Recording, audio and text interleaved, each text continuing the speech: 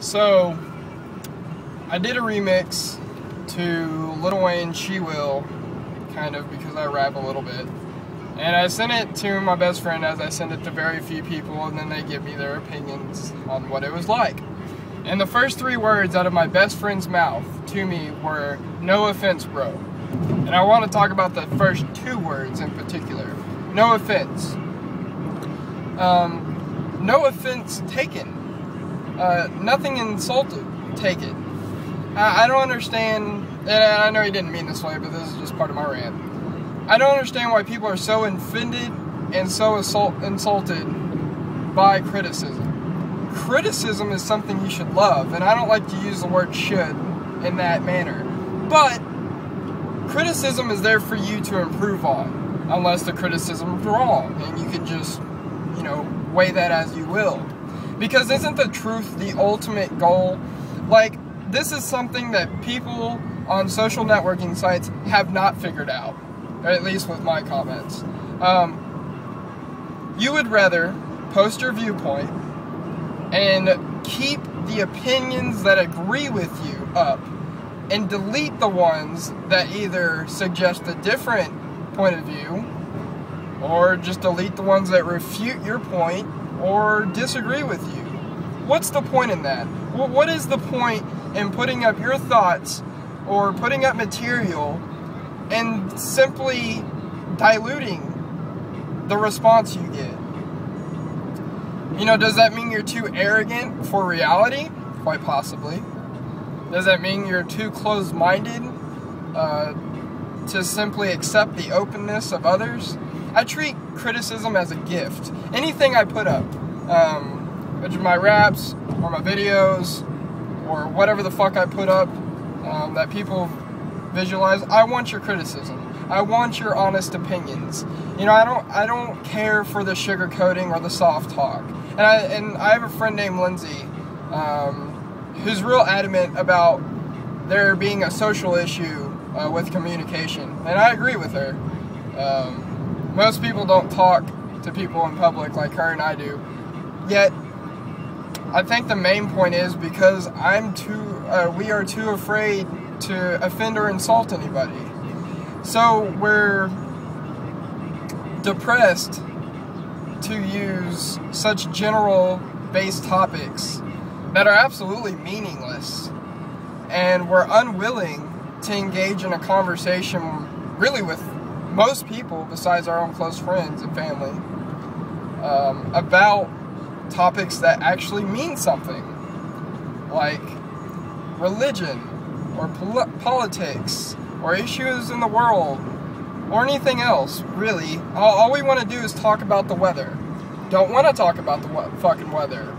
That's all people seem to want to talk about, and I think the only reason why they're willing to talk about that is either because they're too dumb to adventure their thoughts outside of the weather, or they're simply just insecure and unwilling to talk about material that may realistically be beneficial to your knowledge if you're discussing these topics with somebody who may have a different point of view or a different opinion on what you're talking about.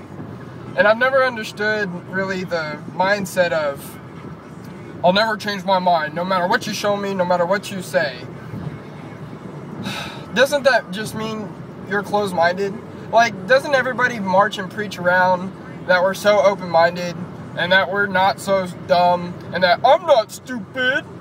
Yet when you say that, you almost automatically pinpoint yourself as being a dumbass. Or you don't know me. You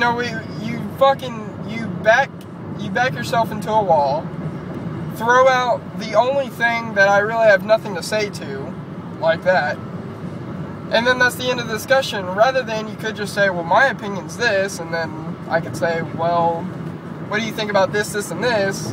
And you could do the same, and then we could go somewhere with it. I don't understand the point of not changing your mind. I've changed my mind many times. I used to be a Christian, now I'm an atheist. I used to be against cigarettes, now I just simply don't smoke cigarettes. I used to be against the legalization of marijuana, now I'm not.